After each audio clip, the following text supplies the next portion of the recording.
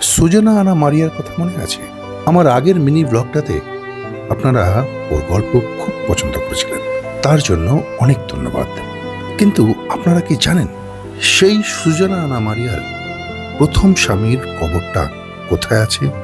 সেটি লুকিয়ে আছে এই চুচুড়ারই ডাচ সেমেট্রির নির্জনতায়। আজকের ব্লগ ভারত সরকার কর্তৃক সংরক্ষিত সেই ডাচ সেমেট্রি নিয়ে। চলুন ইতিহাসের সেই পুরনো রাস্তা ধরে একবার হাঁটা যাক। ওলন্দাজ এবং ব্রিটিশ শাসনের সেই হারিয়ে যাওয়া দিনগুলিকে আজকে আবার নতুন করে খুঁজি।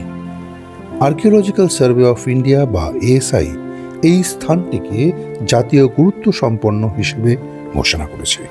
1958 সালের প্রাচীন স্মৃতিস্তম্ভ ও প্রত্নতাত্ত্বিক আইন অনুযায়ী এটি এখন সংরক্ষিত। এখানে পা রাখলেই মনে হয় সময় যেন থমকে দাঁড়িয়ে আছে।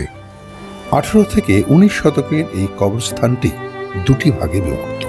একদিকে তদানীন্তন ডাচ নাগরিকরা চিরনিদ্রায় শায়িত, আর এই সেমেট্রির প্রবেশদ্বারের ডান দিকে স্থানীয় খ্রিস্টানদের সমাধিস্থল। এই ডাচ সেমেট্রির স্থাপত্যগুলো সত্যিই দেখার মতো।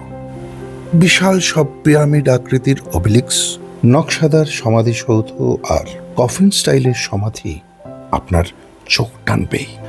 এখানকার সব থেকে পুরনো কবরের মধ্যে রয়েছে স্যার কর্নেলিস জং এবং ক্যাপ্টেন লুকাস জুনিয়রের সমাধি। আরও আছে তৎকালীন ডাচ গভর্নরের চিফ অফ স্টাফ জুইডল্যান্ডের নাম।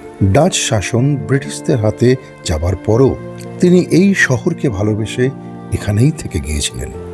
1840 সালে সমাহিত ড্যানিয়েল অ্যান্টনি ওভারবেগের সার্কোফাগাস ধরনের সমাধি এখানকার অন্যতম স্থাপত্যের নিদর্শন। এখানকার প্রতিটি পাথরের নিচে ছাপা পড়ে আছে কয়েকশো বছর পুরনো কোনো না কোনো না বলা গল্প। ইতিহাসের পাতায় ঘেরা এই শান্ত জায়গাটা আমাদের মনে করিয়ে দেয় চুচুড়ার এক উজ্জ্বল অতীতের কথা। এখানে পৌঁছানোর জন্য খুব সহজেই চুচুড়া স্টেশনে নেবে অটো বা টোটো করে পৌঁছে যান ডাচ সেমেট্রিতে, জ্যোতিষচন্দ্র বিদ্যাপীঠ স্কুলের ঠিক পাশেই।